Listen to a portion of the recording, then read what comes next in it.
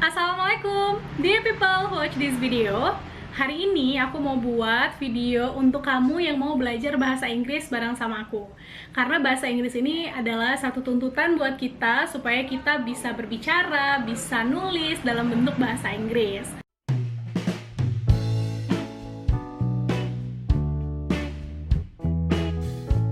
Dan kita akan mulai dari yang paling dasar, yaitu kita harus belajar yang namanya tenses. Dan tenses pertama yang harus kamu ketahui adalah simple present tense. Oke, sebelum itu teman-teman harus tahu dulu apa itu simple present tense.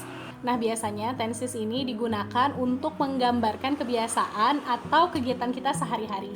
Ini rumusnya ada dua, yaitu ada verbal dan juga nominal. Ini adalah formula of verbal, jadi rumus yang menggunakan kata kerja. Kata kerja ini adalah segala bentuk di mana tubuh kita melakukan sesuatu. So, kita lihat rumusnya. Ada 3, positif, negatif, dan juga interrogatif.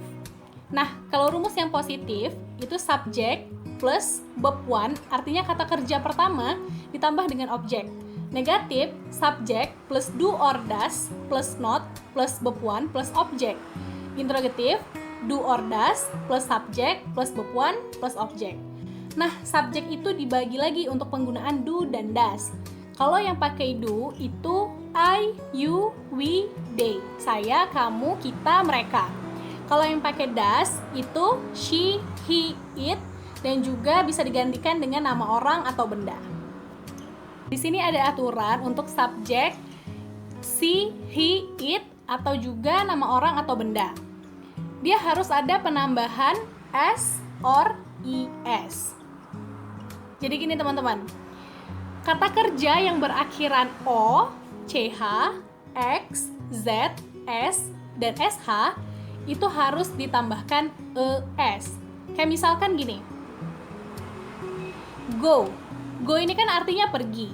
Akhiran dari kata go adalah o. Jadi kalau misalnya subjek dari kalimat itu she, he, or it, atau juga bisa nama orang atau benda, maka dia harus ditambahkan dengan es. Begitupun dengan kata-kata berikutnya kayak watch, fix, buzz, pass, wash. Itu semua ditambahkan dengan es.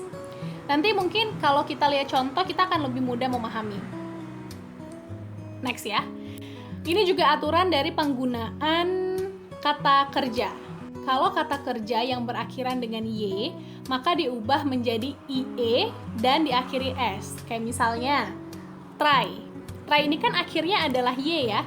Jadi y-nya itu diubah dengan ie kemudian ditambah dengan s. Cry, menangis. Itu kan akhirannya y, maka y diubah dengan ie dan ditambah s. Kemudian aturan yang ketiga, kata kerja berakhiran y sebelumnya huruf vokal, maka langsung ditambahkan s. Kayak misalkan play. Play. Huruf sebelum y adalah a. Huruf vokal. Nah, maka langsung aja ditambahkan dengan s. Plays. Buy, membeli. Sebelumnya kan huruf vokal u, berarti langsung aja ditambahkan dengan s. Aturan yang keempat, kata kerja selain itu langsung ditambahkan dengan s. Kayak misalkan borrow, look, drive, itu langsung aja ditambahkan dengan s. Nah, kita bisa lihat contoh. Teman-teman akan semakin mengerti ketika sudah mendapatkan contoh dari yang aku kasih ini. Contoh yang pertama, kamu pergi ke pasar. Maka kalimatnya, you go to market. Negatifnya, you don't go to market. Kenapa don't? Karena subjek you itu pasangannya adalah do. Interrogatifnya, do you go to market? Apakah kamu pergi ke pasar? Gitu. Nah, ini contoh yang kedua. Sasa datang ke rumahku hari ini. Sasa itu kan nama orang. Kalau nama orang, itu berarti ada tambahan s or es untuk kata kerjanya. Datang itu bahasa Inggrisnya adalah come. Tapi karena subjeknya adalah sasa, maka harus ditambahkan dengan s. Jadi, kalimat positifnya adalah Sasa comes to my house today. Sasa doesn't come to my house today.